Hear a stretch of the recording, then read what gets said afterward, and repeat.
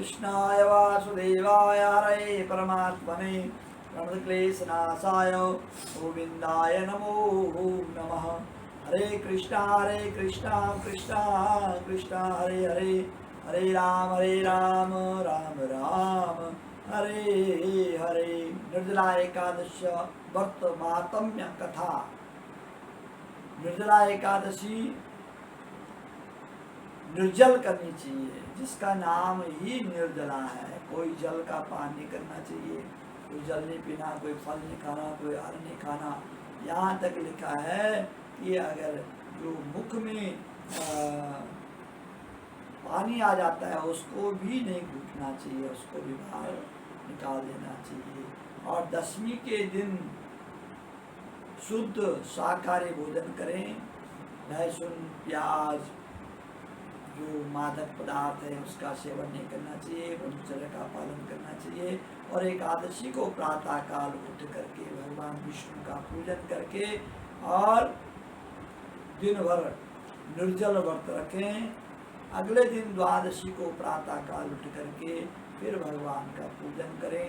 भगवान का तुलसी दल नैवेद्य प्रसाद भोग भगवान को लगाएं, दान करें।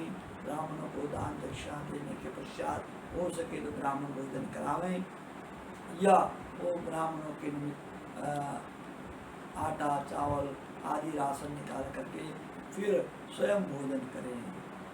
निर्जला एकादशी व्रत कथा महात्म्य।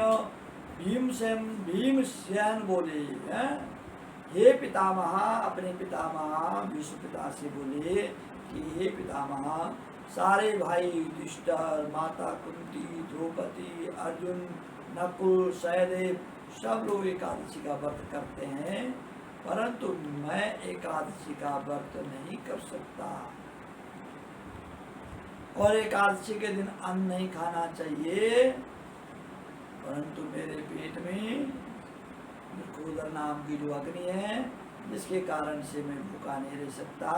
इस पर व्यास जी बोले, हे भीमसेन, यदि तुम नरक को बुरा और स्वर्ग को अच्छा समझते हो तो प्रत्येक मास की दोनों एकादशियों का व्रत त्याग करो। इस पर भीमसेन बोला कि हे पितामह, आपसे प्रथम कह चुका हूँ कि मैं एक दिन एक समय भी भोजन किए बिना नहीं रह सकता, फिर मेरे लिए पूरे दिन का उपवास करना बहुत मुश्किल है,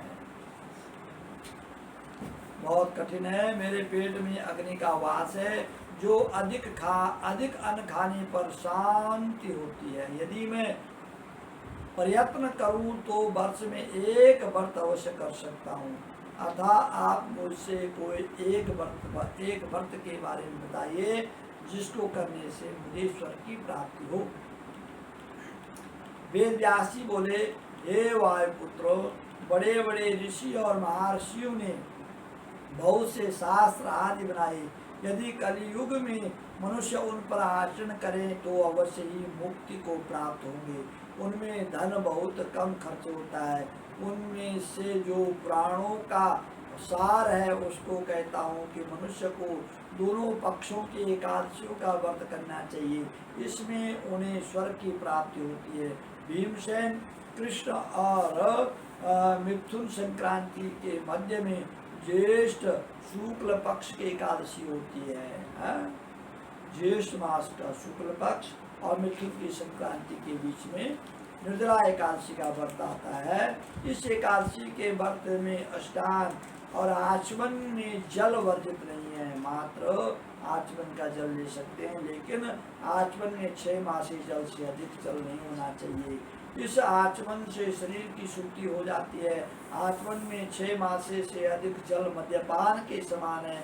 इस दिन भोजन नहीं करना चाहिए, भोजन करने से व्रत नष्ट हो जाता है। यदि सूर्योदय से सूर्यास्त तथा मनुष्य जलपान न करे तो उसे 12 एकादशियों का फल प्राप्त होता है। द्वादशी के दिन सूर्योदय से पहले ही उठना चाहिए, उसके पश्चात भूखे हुए उसके पश्चात ब्राह्मणों को भोजन कराना चाहिए, तत्पश्चात स्वयं भोजन करना चाहिए।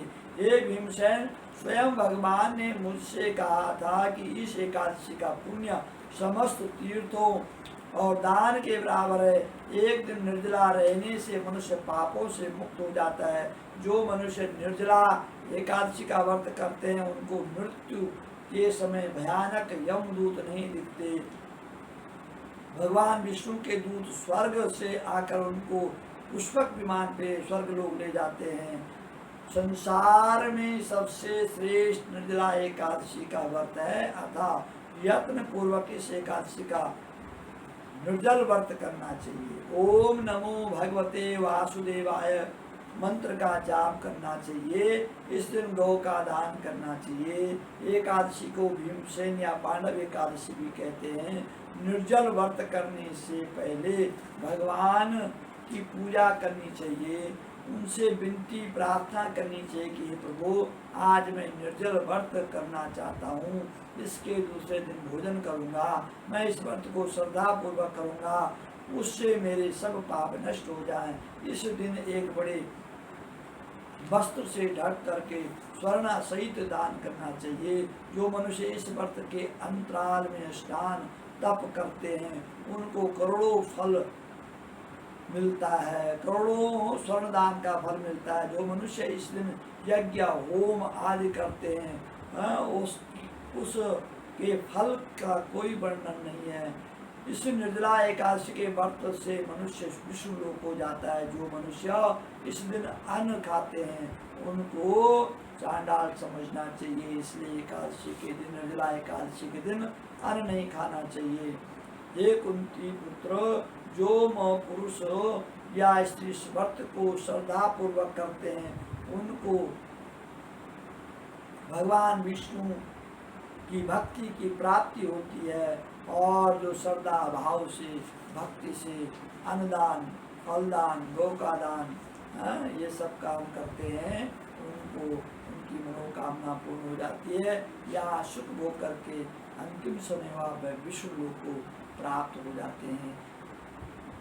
निर्जला एकादशी के व्रत अवश्य करें और मेरा YouTube चैनल आचार्य चंद्रभूषण आप सब्सक्राइब करें, लाइक करें, शेयर करें। जय जय श्री राधे राधे राधे।